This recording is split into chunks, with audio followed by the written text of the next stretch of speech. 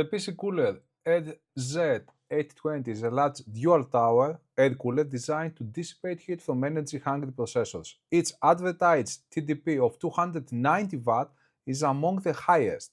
It uses two sets of stacked aluminum fins and multiple heat pipes to transfer heat away from the processor to the surrounding airflow generated by its fans.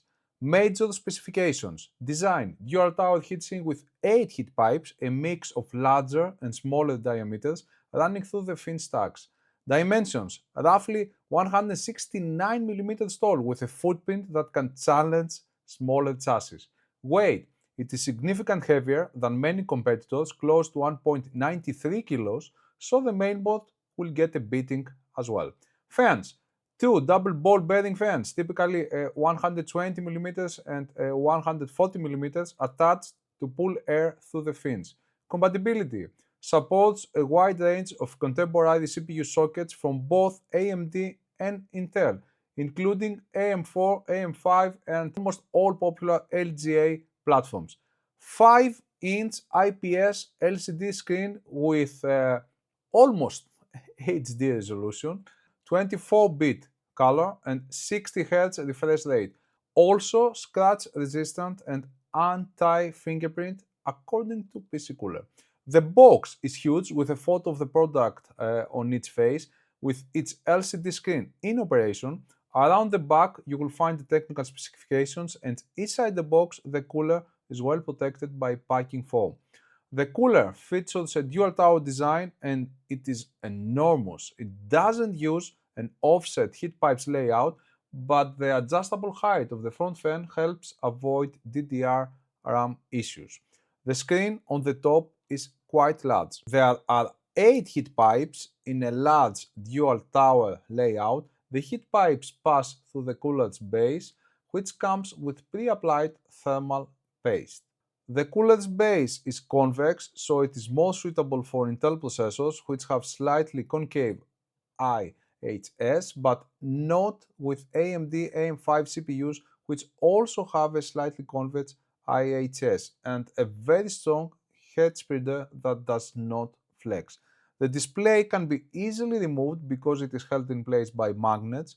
This is convenient since you have to remove it to access the middle fan, which also has to be removed to access the cooler's base springs and screws. Two fans are used to group the cooler in a pull-push configuration.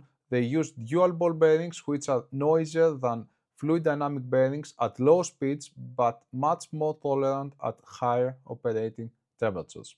This is an enormous cooler with increased height. Check before you buy it whether your chassis can accommodate it. The top display and the middle fan must be removed prior to installation. For AM4 and AM5 platforms, the stock motherboard mounting brackets must be removed.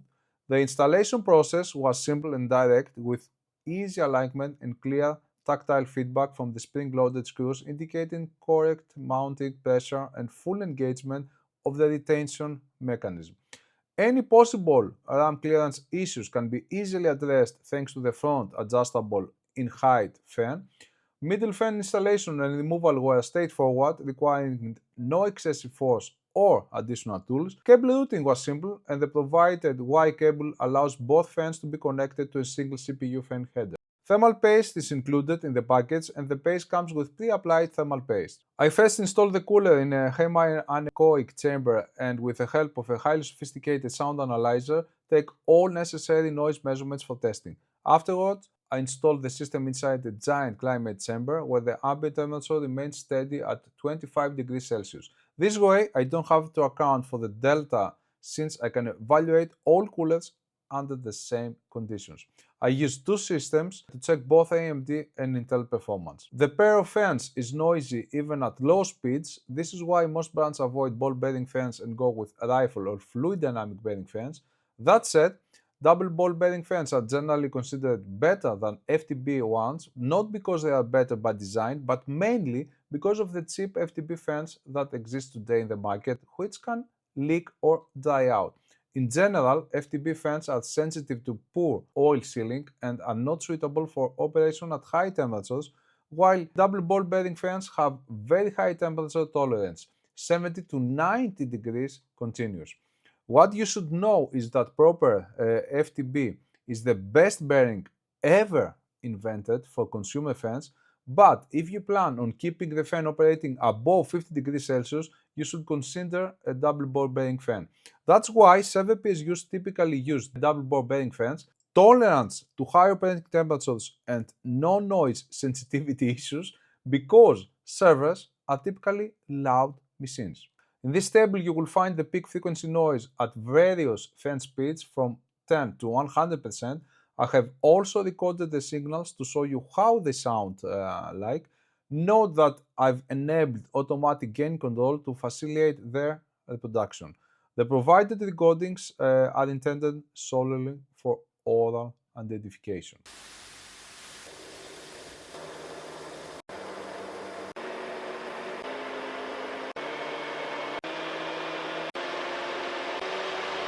To calculate each cooler's overall performance, I take into account three factors: the CPU's temperature, wattage, and frequency by using this equation, the ratio of wattage to temperature multiplied by frequency. Each chart shows the cooler under test as 100% and every other product's performance as relative to it. Nothing can be compared to PCCooler's monster in the AMD socket, even the mighty Noctua NH-D15G2. High performance in the Intel performance charts, almost equal to that of the Noctua D15G2 HBC. There was no price information, so I used a $130 figure that I thought that it's decent for this product. Still, other way more affordable coolers dominate these charts. The $130 price figure I used doesn't leave any room for better performance here. The PCCooler RZ820 display is a monster in both size and performance. This is the first cooler I've encountered that clearly beats the mighty, super expensive Noctua NH-D15G2 without requiring two different versions to deliver its best performance at either AMD or Intel sockets. Moreover, its top-mounted screen can be a cool feature for users who keep it in clear view. Unfortunately, at the time of the review, the brand couldn't provide me with any price information, so given that the non-screen model goes for around $100 on Amazon, I assumed a $130 price tag was fair. Even if these guys decide to charge more, remember that the Noctua NH-D15G2 is always available for $180. Besides the monstrous dimensions, which require an equally large chassis to accommodate it, you should also consider the increased noise of the fans even at low speeds because of the double ball bearings, which generally are way noisier than a fluid dynamic bearing. That said, in the normalized noise tests, the cooler outperformed everything else, so you can just dial down the fan speed to your liking. At a 25 decibel normalized noise output, a level that won't bother most users while still allowing for good performance, the RZ820 display easily beats the Noctua NH-D15G2, proving that there is a new air cooler king. I just hope they offer it at a fair price. That was all, guys. Till the next review. Bye bye.